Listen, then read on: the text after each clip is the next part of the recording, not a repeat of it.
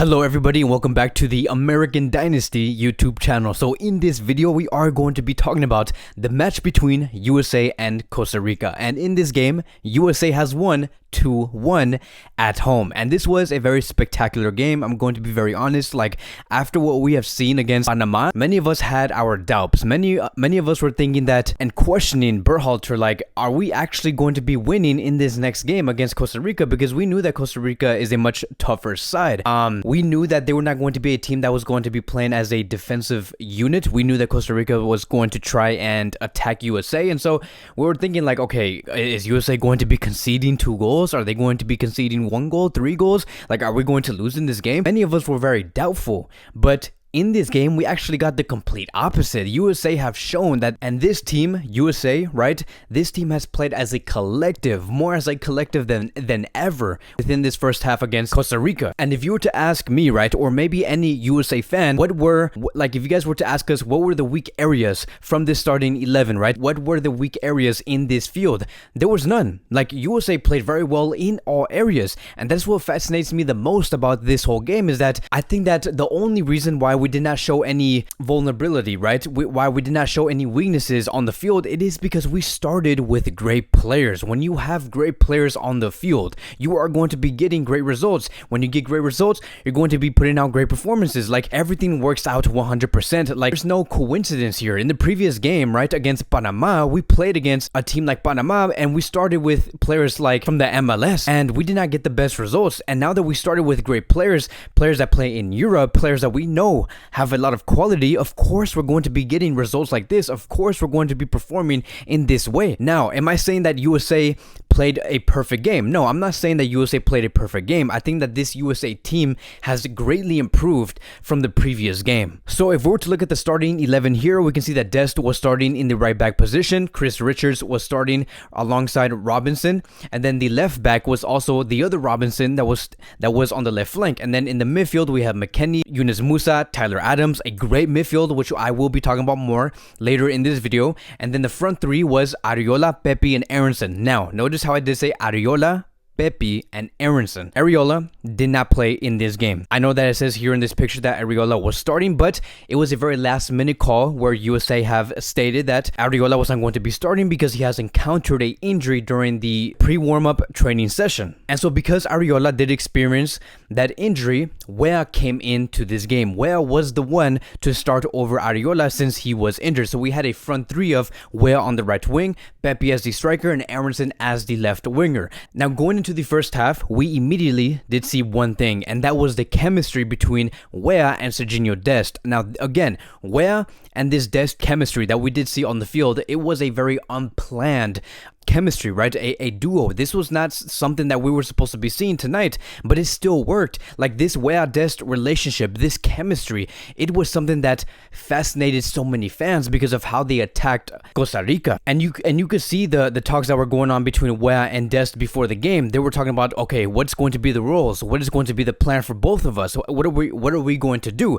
And what we did see on the field in this game, we either saw Weah drift very wide on the right flank, and then Dest moved to the center, and then he received the balls coming from Weah. Or we saw the other thing, right? The reverse. We saw Weah drift wide, Dest going to the center, but sometimes we saw Dest receive the ball, going to the center, and passes it wide to Weah. So it was like Weah does one thing, Dest does the other, and then we saw the reverse. It really depended on who was crowded the most. Was it Dest, the one that was being marked heavily, or was it Weah being marked heavily? Whoever it was, that was going to be the player that was going to be making those runs while the other had the ball. So they communicated with each other very well, and that is why it worked so well. It made Costa Rica question, okay, who do we defend? Are we going to be defending Dest, or are we going to be defending Weah? That is what I loved about this duo and this chemistry that was going on in that right flank. Weah and Dest were basically playing the guessing game, and Costa Rica really had to guess who was going to be the one receiving the ball. Now look, in this game, right, Costa Rica scored the first goal, and they have scored it very early. I believe it was like in the first 2 minutes. But USA immediately, right after that goal was scored, they had control of the game, right? Like on the right flank, on the left flank, in the center of the pitch, our own half. their own half, we were controlling every area on the pitch. We were much superior. And so, of course, when you have that much control on the pitch, that is going to lead towards goals. And that is exactly what we did see, because we saw Sergino Dest receive the ball coming from Musah. Sergino Dest cuts in to the middle from the right flank, and then he shoots the ball to the top left corner with his left foot. Like, keep in mind, Dest is not a left footer. The fact that he scored a goal from outside the box with his left foot all the way into the top left corner, that was something so beautiful to see. We want to see Dest continue to do this for every game he does play, every time he does wear the USA shirt. We want to see that. And that was not only just a goal, that was a goal that showed that this is a statement to show towards Costa Rica that this is going to be our game. Why? It is because I'm going to be scoring goals like this. I'm going to be doing whatever I want, and we're playing at our own home. This is the energy that we need, by the way. Like, I don't get why USA have to be sometimes so systematic. Why do we see USA play so uncreative? Like, they look like they were literally doing drills on the field. Like, we've seen that before in those past 4 to 5 games. But in this game against Costa Rica, the fact that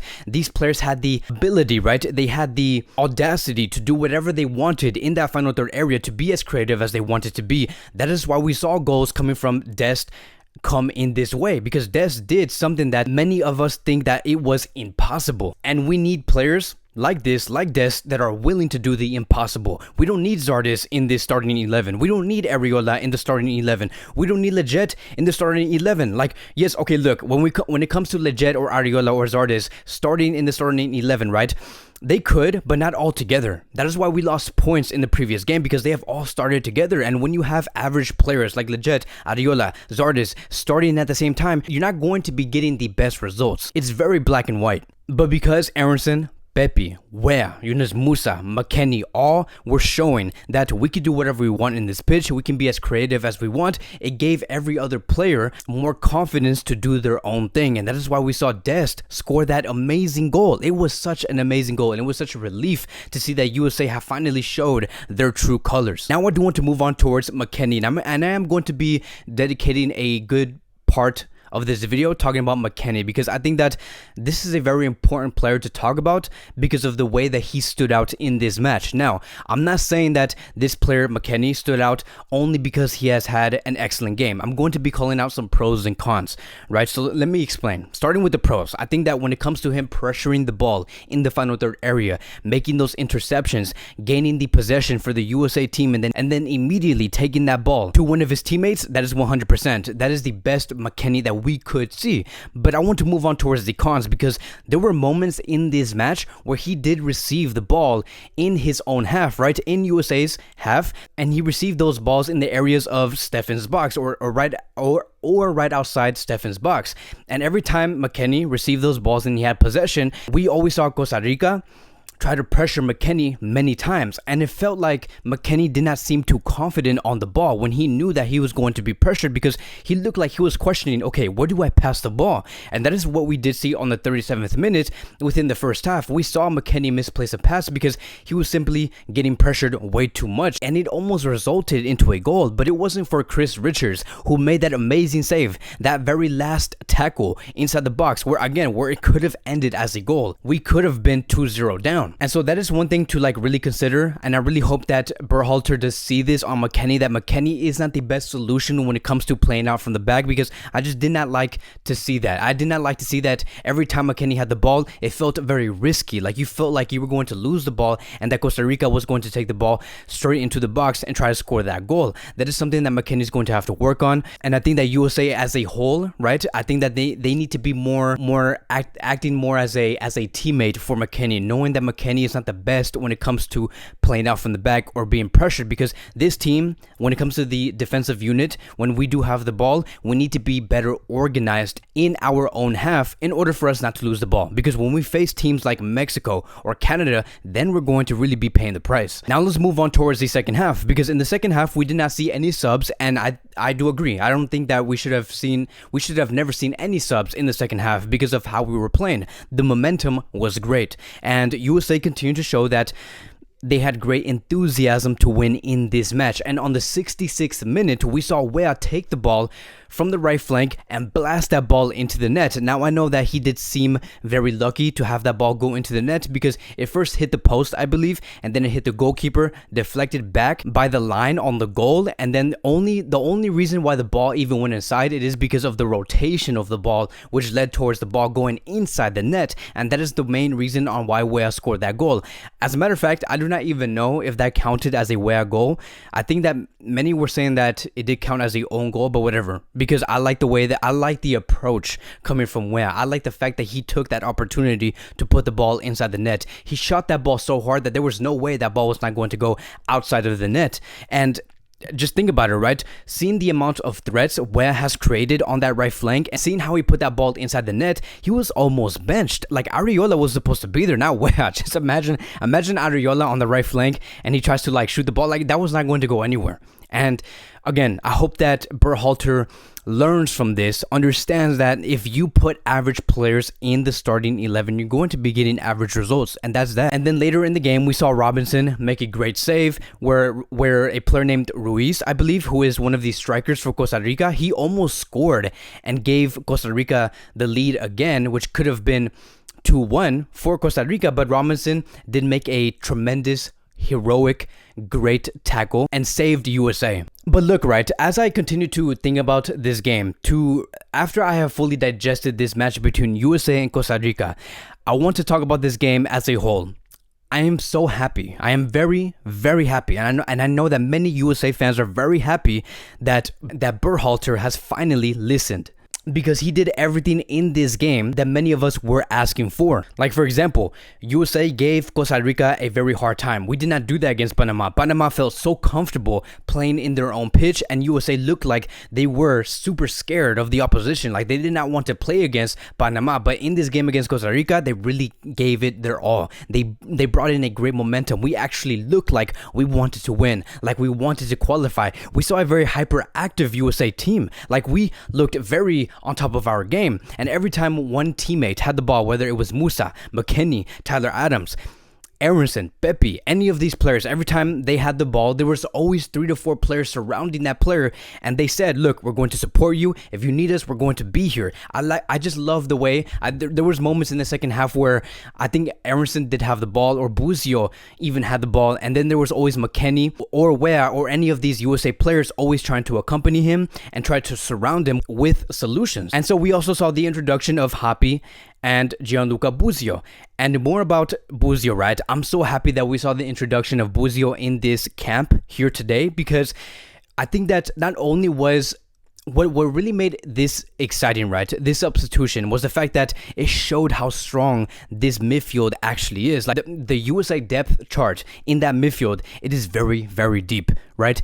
Because we did start with 3 players in the midfield. We talked about Weah, we talked about McKennie, we talked about Tyler Adams, who all killed it in the midfield, by the way. Like I think that this is the midfield that is considered as untouchable. You cannot touch these 3 players. I think that if there was one player that would be able to touch these players and take that player out from that midfield, it would be Buzio. But as of now, when it comes to these 3 players, you are going to be getting the creativity, you are going to be getting that defensive unit, that defensive collectiveness. You are going to be getting that support, because every one of these players, Weah, McKennie, Adams, these are 3 players that really do support each other. They have each other's backs. And the fact that we saw Buzio come in the second half, we're like, wait a minute, we have more players that are actually capable to substitute these 3 players. And Buzio played a very great game against Costa Rica. Like, he played amazing. It just showed another strong version of USA's midfield on what they could do on the pitch. If you were to ask me, what is the difference between a midfield of Weah, McKennie, and Adams and a midfield of Buzio, McKennie, and Adams,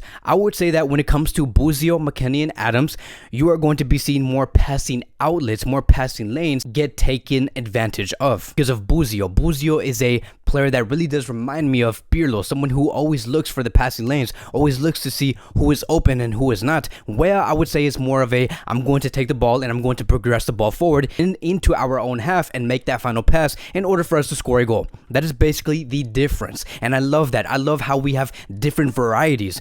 I have never seen a USA midfield this talented before, never in my life, and I believe that many fans can agree with me on this. And so again, just looking at this game, seeing how USA has has played. Looking at our approach, I hope Berhalter does learn from this, and we take this exact same momentum into this game against Mexico, which is going to be our next game. It is going to be a huge game. I'm looking at the table here. Let me look at the matches real quick. So if we look at the matches, we have beaten Costa Rica 2-1. Our next game is going to be against Mexico. Yeah, that is it. Our next game is going to be on November 12th on a Friday at 6:10 p.m. USA versus Mexico, a game that USA does want to win. We have to win, right? Because if we look at the table here, okay, but I'm assuming that USA is in first place right now as we speak. I don't know.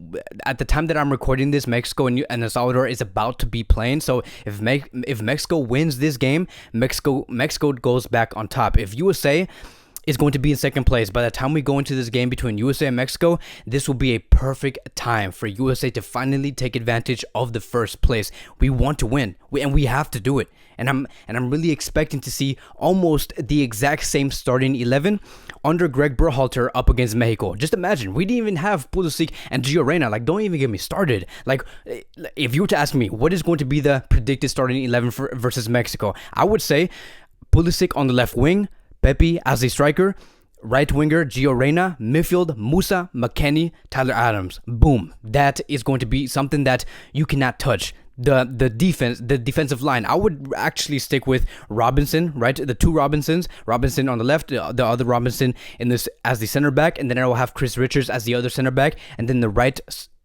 back is going to be Sergino Dest. There you go. If that's going to be our starting 11, if you're going to tell me that that is going to be the players that are going to be facing Mexico, we could pull off a great result, and I cannot wait to see that. But that is going to be wrapping up today's American Dynasty YouTube channel. Let me know what were your guys' opinions on USA's approach against Costa Rica. Did you like it? Well, what was your favorite moment in this game? Let me know in the comment sections down below. Thank you guys so much for watching, and I will see you guys in the next video.